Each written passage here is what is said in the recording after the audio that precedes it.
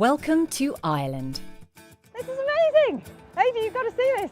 A place of breathtaking beauty, steeped in culture and tradition. For the north!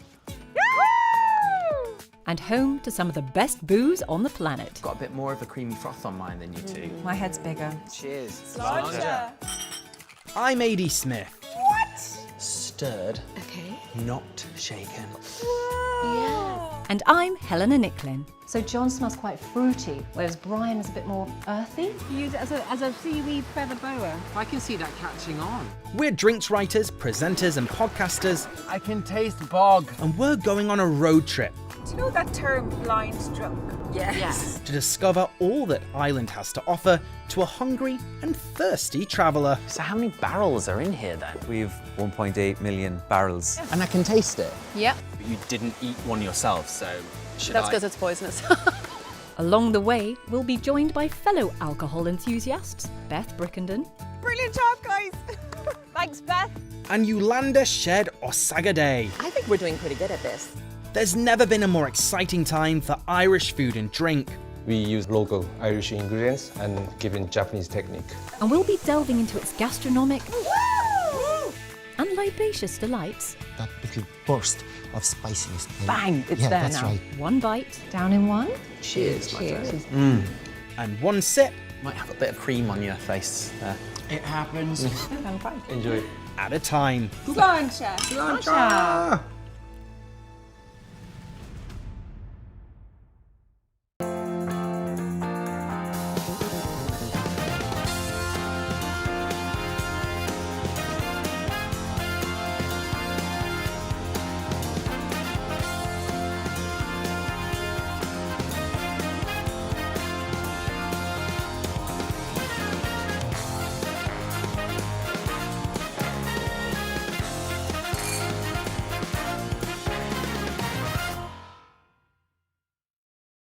This is the Giant's Causeway, 40,000 hexagonal basalt columns which appear to form stepping stones cascading into the sea.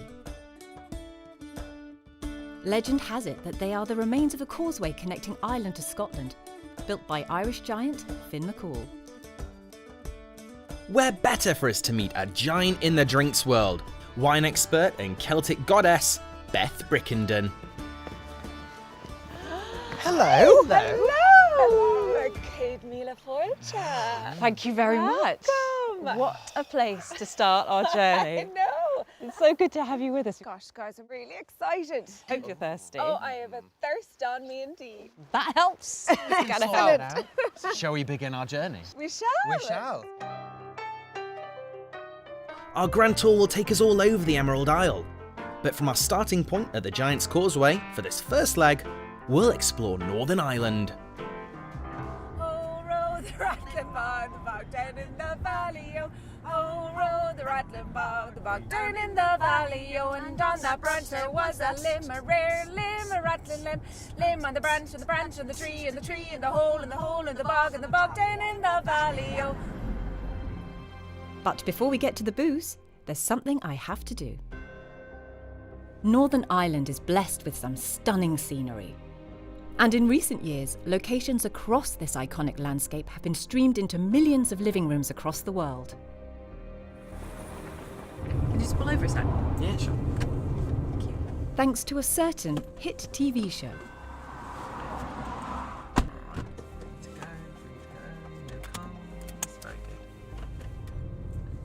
It's a bit chilly, isn't it? Winter is coming. Where did this kettle come out of? What's happened? You know nothing, Edith. Yes, ooh la la. Northern Ireland is Game of Thrones territory, Beautiful. Inch Abbey. and for a throny like Helena, the chance for a bit of fangirl cosplay is too good to resist. Well, this is where Robb Stark was crowned King of the North. No way. Yeah. You can make me king. I'm not going to do that, but there is someone I want you to meet. This is William. Thank you for having us. It's an absolute pleasure, my lady. This is a land of myths and legends, and this place dating back to 1180. Here, the monks were in silence completely. There was only one room that they could actually speak in. Lots of wine making stuff. You've got a river nearby, so lots of ale going on. It's got to be quite a lot of medieval history here as well. I mean, maybe not the dragon part. What do you mean, not the dragons? Of course there were dragons. I told you dragons were real. Exactly, yeah. We've got a lot of history in this country, and so with part of Game of Thrones being set back in the Iron Age, a lot of these old building sites were perfect for them. So what can we have a go at while we're here? I've brought this. Well, I see you brought your own axe, but my lady, that is not an axe. This is an axe. Okay? Well, we can do some axe throwing, and it's perfect because just over on my left here, we do have an axe throwing situation for you. Excellent, let's do this. Sounds a bit dangerous. But what do we say to death? Not today. So, first of all, Thank you. my lady, Right. would you like to step forward? Okay. Okay, No one behind. That's it. take a wide berth. All right, take a wide berth. Okay. Now, remember, you're stepping forward. Draw, hold, loose. Too much aggression. Right, so rein it in a bit. Okay, Draw, I'm getting the feel for it now. hold, and loose. Yes! I mean, way Good off work. target, but I got one. Yes! Perfect, perfect. Right, my Lord 18, let's go. For the north! Brilliant. Perfect. Very good. Okay, my Lady Helena. Come on, Nicklin. What? When was the last time you saw an optometrist? It's for the north, Helena. For the north! Oh, for God's sake. This is embarrassing.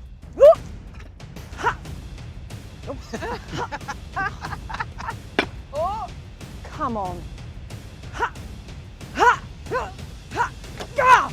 Ha! You is- Oh! Do I have to keep going till I get one? I think it might be dark by then. Let's just have a drink and maybe call it quits. My lords and ladies, we've had a wonderful day, and I think you are now part of the Stark family. So please join me with a horn of ale. Cheers. Cheers. Cheers. Sláinte, sláinte, sláinte. I'll have that.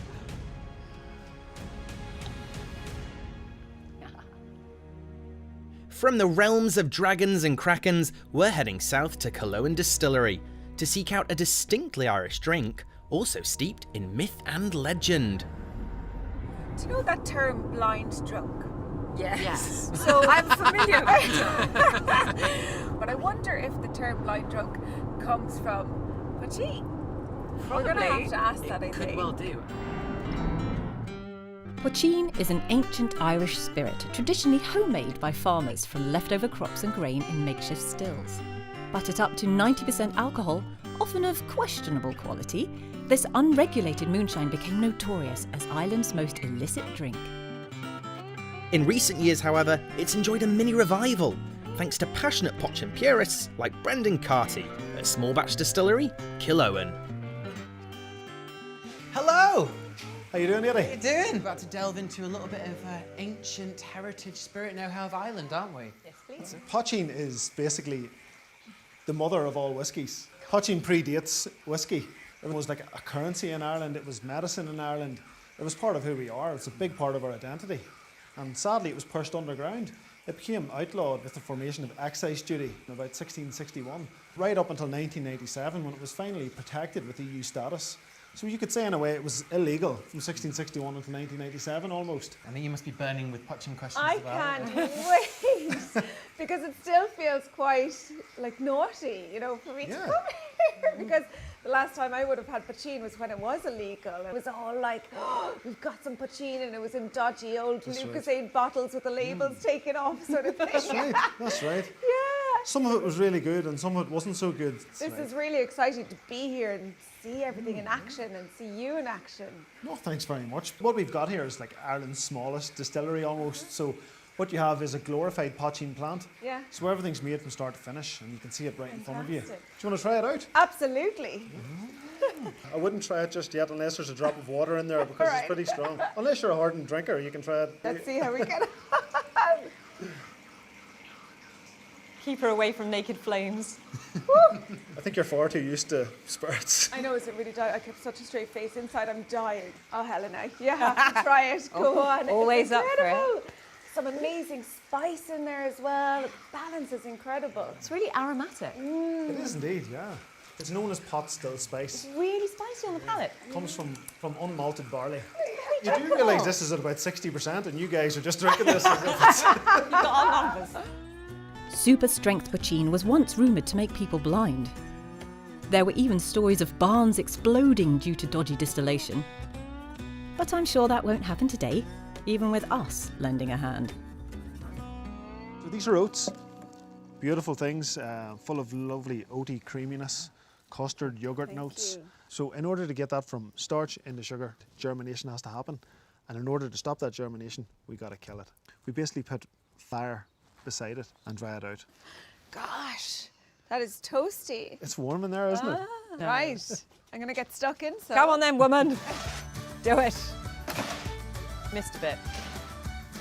And there. I'll be shoveling you in a second.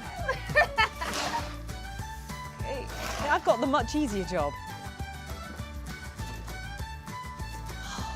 Oh, that was tough. Ah, back on it. Typical putting the newbie to work. While Helena and Beth try not to burn the place down, I'm putting my mixology skills to the test. Poachin is perfect for cocktails, like one of my favourites, the Poachin Raspberry Sour. Raspberries, we're going to muddle them. Lemon juice adds a citrus. Vanilla syrup adds a sweetness. And egg white gives us texture, gives us a nice froth. The star of the show, Poachin. Dry and wet shake. The first one, no ice. And the second one, we then add our ice and delicately strain into our glass, like so. The secret to having the perfect egg white on your cocktails is to shake your ingredients twice.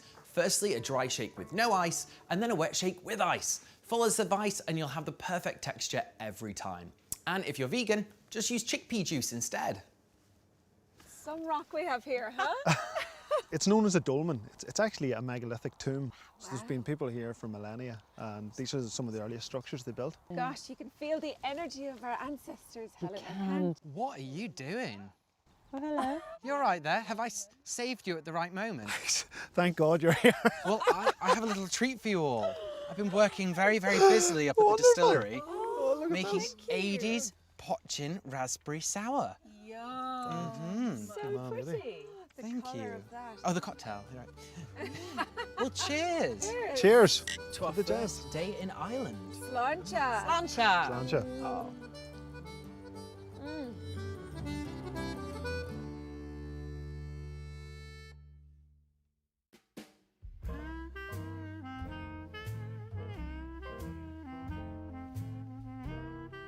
Day 2 in Northern Ireland, and we're heading inland towards County Armagh, famous for its apples and the production of cider. Grab them by the apples. That's what we are doing. We are going to Armagh Orchard and Cidery. Is it called a cidery? Or am I just Probably. making that up? I'm not sure, You actually. can use that if you want it. Makes sense. That's what I do. Cidery. The Armagh Cider Company has been in the Troughton family for 5 generations since 1898. Current owners Helen and Philip are gearing up for harvest season. So tell me, what makes this particular area so special for apple growing? And North County Armagh is on the southern shore of the Loch Ness. Right. And there's a slight ecosystem in the southern shore that only stretches south from the loch for a few miles, but it means we have a slightly kindlier spring. Okay, so it creates almost a little microclimate. Yes, it is a microclimate and it makes our ciders unique. Okay. This must be how they get around the orchard. I'm gonna have a go. What? Hold on. Why is it moving that way when I... Get on it. Is this broken? I think it might be. This is so bizarre. I've never seen a bike like this before. Why would someone make... Come here, give me my apples. Oh my God. And how many acres of orchard have you got here? We have around about 80 acres of orchard. Okay. It's basically what we call orchard systems. We're growing apples on smaller trees, but a lot more trees to the acre. The number of trees per acre has gone up from 100 to probably 400 to 500. Wow. So that's a big volume of cider as well. Yes, we make about 200,000 litres of cider a year. I'm just going to coast it. Right, ow. Ow. You're quite good at this. Did you practice before? I think you have a talent for this. It's a bit like being drunk, Can you imagine this after 6 pints of cider? but it's only 9:30 Bye, get me some apples. and we haven't had a drop. Well, not yet. Oh, what have we got here? Well, you've seen the trees, so now let's try the fruit. Armagh is renowned for the Armagh Bramley apple. This is actually the main apple that we put in our ciders. So I therefore need to make sure that you get a good slice. Fantastic. So you do a mix of apples for the cider? Yes. Okay. Thank you. Not lovely, isn't it? Wow. Oh, I'm good, Helen. Oh, you got one yourself. What are you doing? Where did you get that? Oh, very acidic. So what does cider need? Must have cider apples. Ah. So It's a special apple just for the cider. Okay. yes, so one each. So one for you They're lovely. and one for you. Thank you. They're fully grown. Uh-huh. Okay. Uh-huh. Oh, wow. Very tannic. Tannic, yeah. Exactly. Yeah. It's like putting a tea bag in my mouth. Yes, yes. We blend the Bramley apple with the eating apple and with the cider apple. And the blend of them and the mixtures of them is what gives us our ciders. Perfect. Now, amazing. you have to try the ciders. Okay. Yes, please. Yes, please. There we go, my dears. Are you partaking? I'm going to smell if that's Oh. all right. I'm driving, designated driver today. Oh, so right. Thank you. Oh, yes. Yes, Helen. That is good. I'm liking that. Yeah. Explosion of fruit all around your mouth. It's like, hello, I have arrived. It's not overbearingly sweet. It's not really, it's not sugary. It doesn't seem sweet No. even. Nice. It's very fresh. I'm salivating just smelling it, so I know that it's going to be really, really nice and crisp. Yeah, beautiful. I Good. imagine myself by a swimming pool outside in the sun, Don't we all? feet up, having a wonderful cold glass of this. Absolutely. Yeah. And of course, in England, the word is you cannot make cider from Bramley apples. I think we've proved them wrong, have we? I think you have. I think you have, Helen. I think you have. 100%. Just a stone's throw from the orchard, Loch Ness is the largest lake in the British Isles. For centuries it's been home to one of Northern Ireland's most important and unique fisheries. Gary McCurlane has been catching the famous Loch Ness eels for over 30 years. Ahoy! How we doing? Got a good catch for us? Yes. Yes! Well, I suppose first things first, how do the eels even get into here? Where do they come from? Well, they're Loch Ness eels. They come from Loch Ness. Famous The famous Loch Ness eel. So, and it is a famous Loch Ness eel because these fish are a delicacy throughout Europe. So how do you catch an eel? Is it with a line? Is it with a net? There's two methods for fishing here in Loch Ness. Long line is one of them, and the other method is called the draft net, and it draws along the bottom. Eels are bottom feeders, so you have to go to the bottom to catch them. And these methods of fishing haven't really changed over the... Sorry. Child. Now, I'm not superstitious at all, but some fishermen, definitely the older generation, had they come down to the shore and met you, they would have been back home. If you met a red-haired girl, you didn't go fishing. There you are. Okay. The picking of the eels that you're about to do, Right. first, sure. you needn't think you were standing around a grater for no reason. So anything under 14 inches, so you can picture 14 inches. Now that's still eatable, but yet we have to put that back in again, which is right. Yeah. Yeah. Now we're not going to throw too many out at any one time. Just a, Oh, wow, that was big. So the idea is to return the juveniles to the water with a quick flick, Sorry, That hit my face. which Gary assures us won't harm them. I've got eel stuff in my face. Keep going, go on. Flick those eels. What's going on? I'm on the guillotine. Oh no, it's okay. Yep. You are free! Smashing it, lads. You're great. You're fantastic. Sorry. Oh, God, I can't. Oh, I mean, I've touched worse things in my life, but brilliant job, guys. Thanks, Beth. Well, folks, just to sum up, thanks for the help. It has been an absolute experience. You can say that again, Gary. But I haven't come all this way just to flick another man's eel. Time to find out why these slippery little suckers are so highly prized. I think I prefer my eel in the pan. Fair enough. Not moving. At the end of the process. Oh, no biting, just straight in, is it? There's a richness in there that's just something else. Yeah. Yeah. Yeah, right. Good stuff. I'd have this for breakfast. Definitely. And lunch and dinner. That's really nice. Beautiful. Our journey around Northern Ireland is almost complete. In that nest there was a bird, a rare bird, a rattling bird. Bird in the nest, in the nest, in the limb, in the limb, in the branch of the tree, in the tree, in the hole, in the hole, in the bog. Bog down in the valley, oh. Well done, everybody. I need a drink. Tomorrow we'll head across the border into beautiful Donegal. But this evening we're stopping for a pint in the historic city of Derry. We can't leave Northern Ireland without a good old knees up. No, I can hear some music and I like it. I know, I hear Guinness. it as well. Yes. Oh, I see This the way. Guinness. Put it out O'Donnell's. It is. Let's do it. Oh, I can smell the Guinness. After you.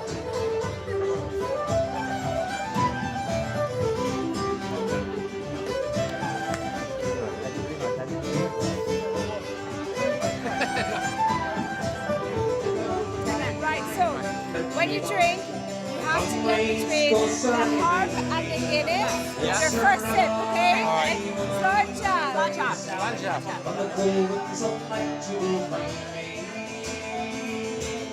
Damn it.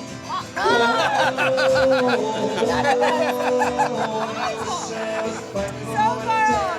Okay. Proper music. Oh, I love it. This is Ireland. We're definitely in the motherland now, lads.